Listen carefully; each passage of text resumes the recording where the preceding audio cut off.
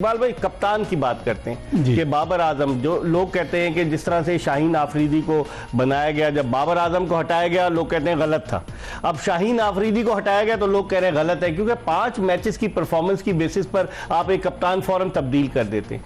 आपकी क्या राय है? और फिर शाहीन आफरीदी के हवाले से एक पीसीबी की जानिब से ट्वीट भी कर दिया गया कि उन्होंने बाबर आजम को मुकम्मल ताउन का यकीन दिलाया और उनकी कप्तानी में फिर शाहीन आफरीदी ने उसकी तरदीद भी की, मतलब ऑफिशियली तो नहीं की लेकिन उन्होंने रिसेंटमेंट का इजहार किया कि भाई मैं तो सो रहा था तो ये कैसे दे दिया। फिर पीसीबी के चेयरमैन की अनऑफिशियल गुफ्तगू सामने आई कि बच्चों से गलती हो गई कि किसी ने दे दिया ट्वीट। तो अब आप इस सिचुएशन में, इस सिनारियो में कैसे देखते हैं? हमारे यहाँ तो कप्तान का म्यूजिकल चेयर का गेम जारी है। देखिए, एक तो इकबाल ये बात है कि जो आपकी बात दुरुस्त है कि बाबर आजम को जिस वक्त आपने हटाया उस वक्त वो बंदा नहीं था उसको हटाना, ठीक है ना। आपने एक अच्छी चलती हुई टीम को 2019 से था वो 2023 तक चलती हुई टीम को, अभी वो एल प्लेट के साथ वो चल ही रहा था, सीख रहा था, आहिस्ता आहिस्ता आहिस्ता आहिस्ता बेहतर होता जाता था।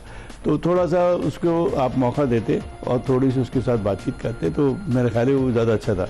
मगर क्योंकि उन्होंने चेंज कर दिया, अब जब चेंज किया तो आपने एक प्लेयर को लाके हाईलाइट करा के ऊपर ले आए और उसको ये जिम्मेदारी दे दी कप्तान पाकिस्तान का। अब एक सीरीज के बाद आपने उसको हटा दिया तो एक तो उसको अच्छा जो हटाया उसका भी अंदाज सही नहीं है। बाबर को तो रिजाइन मौका दिया कि वो रिजाइन कर दे, ठीक है। इसको तो ये बात बताई नहीं गई, कॉन्फिडेंस लगता नहीं लिया गया। हाँ बिल्कुल, इसको तो मेरे ख्याल अचानक ही ये सब हुआ है और जिसकी वजह से वो शॉक में चला गया और उसका रिएक्शन बिल्कुल जेन्युइन था कि वो ये एक्सपेक्ट नहीं कर रहा था कि एक सीरीज के बाद ही आप उसको हटा देंगे।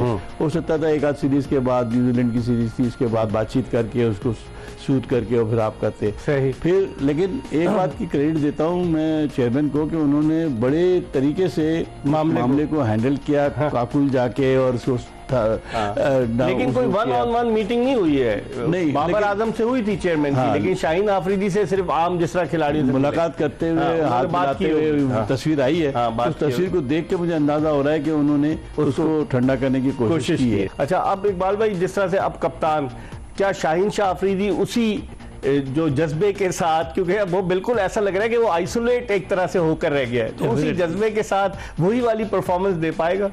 मेरा ख्याल है एक तो सारे मैचेस इसको खिलाने चाहिए। इसको अभी रेस्ट कराने का सोच रहे हैं उसको, ये अगर सोच रहे हैं तो ये ठीक नहीं है मेरे हिसाब से। अब मैं भी गलत हो सकता हूँ, मगर मेरा अपना ये ख्याल है कि जितनी जल्दी वो वापस टीम में चला जाए, साथ खेल ले, डिफ्यूज़ हो जाए सिचुएशन, वो ज़्यादा बेहतर है। और जितना बाहर रहेंगे उतने लोगों के कमेंट्स और अखबारात और वीडियो वीलॉग्स वो आदमी को तंग करते हैं बाद में, ठीक है ना। मेरी अपनी ज़ाती राय है कि इसको साथ रखना चाहिए और खिला देना चाहिए मैचेस। और शाहीन के लिए मेरा एक ही मशवरा है कि आप अपनी फोकस ज़्यादा कर दें और अपनी परफॉर्मेंस से लोगों को ये बता दें कि जी स्टिल आई एम अलाइव, ठीक है ना। ये एक बेहतरीन दोनों साइड से ये होना चाहिए तो फिर इंशाल्लाह ठीक हो जाएगा। लेकिन क्रिकेट बोर्ड सोच रहा है कि शाहीन शाह आफरीदी और नसीम शाह को रेस्ट कराया जाए। नसीम शाह तो वापस आए ना, वो तो समझ खेल ही नहीं रहे थे, वो तो अब पीएसएल खेले हैं, तो उसके बाद वो कह रहे हैं कि इनको रेस्ट कराया जाए न्यूजीलैंड की टीम को देखते हुए। लेकिन इकबाल भाई, पिछली दफा भी न्यूजीलैंड की टीम आई थी, कमजोर थी, पाकिस्तान को हरा कर चली गई थी। तो आप समझते हैं कि ये रेस्ट कराने की पॉलिसी जो है पाकिस्तान क्रिकेट टीम के लिए सूदमंद साबित हो सकती है? देखिए, अभी नहीं, अभी तो फिटनेस टेस्ट वगैरह जैसे आपसे आप आए हैं मैच खिला के देख तो लें, 1-2 मैच खिलाए, 2 मैच खिला के उसके बाद शुरू के खिला के आप अपनी 1-2 मैच जीत जाएं, उसके बाद आप चेंजेस करते रहें जो भी कर रहे हैं आप। लेकिन पहले मैच में आप समझते हैं कि बिल्कुल स्ट्रॉन्ग कॉम्बिनेशन बिल्कुल जाना चाहिए, है ना, उसमें कोई तजुर्बा नहीं करना चाहिए। बिल्कुल। आप इकबाल, आपको पता है इस मुल्क के अंदर हार किसी को पसंद नहीं है, चाहे वो बड़ी टीम हो, छोटी टीम हो, बाहर से लड़के लेके आए हो कहीं, लेकिन वो मुल्क की टीम है। न्यूजीलैंड वर्सेस पाकिस्तान है, कोई नहीं सुनेगा, हिस्ट्री में नहीं लिखा जाएगा कि वो वीक टीम थी या छोटी टीम थी या प्लेयर नहीं आए थे।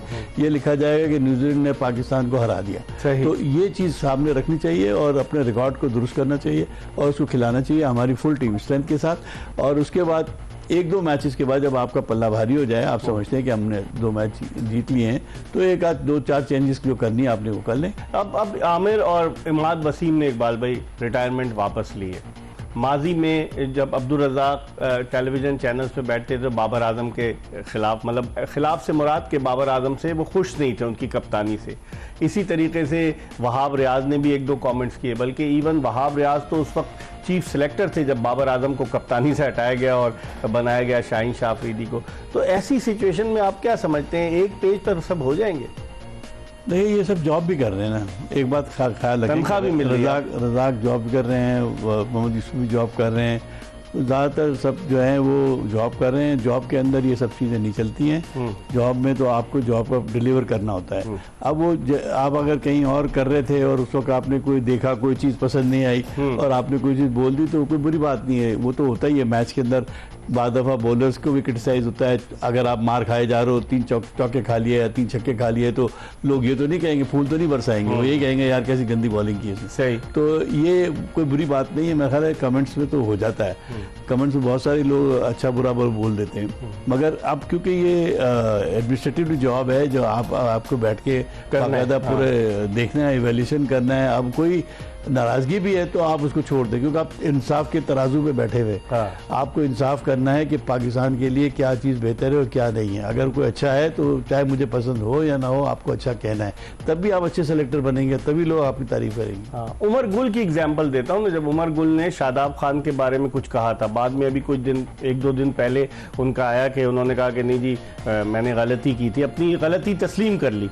तो शादाब खान ने भी बड़े खुले दिल से कहा कि नहीं गुल्ली भाई आप तो हमारे हीरो हैं। ये तो इस तरह की चीजें अगर हो जाए तो टीम की बहुत अच्छी बात है, बहुत खुले दिल से मुजाहरा करना चाहिए, बिल्कुल करना चाहिए। वैसे भी हमारे दीन में ये तो चीज दरगुजर करें और आगे बढ़े। लेकिन क्रिकेट में दरगुजर क्यों नहीं होती इकबाल? एक दूसरे की हीरोइज्म है ना, हीरोइज्म हाईलाइटेड है। आप अगर आपका एक मुकाम है, अभी मैं समझता हूँ कि बाबर आजम को शाहीन को के साथ बातचीत करनी चाहिए और खुले दिल से बैठ के चाय पीनी चाहिए, बोलना चाहिए भाई कोई बात छोड़ो ये सब चीज़ों को यार, चलो पाकिस्तान के लिए, और क्या, चलो दफा करो, कोई बात नहीं। उस्मान खान दुबई में खेल रहा था मुत्तहिदा अरब अमारात में, और वो एलिजिबल हो जाता अगले साल जून में वहाँ खेलने के लिए, और सेंट्रली कॉन्ट्रैक्टेड प्लेयर भी था, IL T20 खेला दीगर।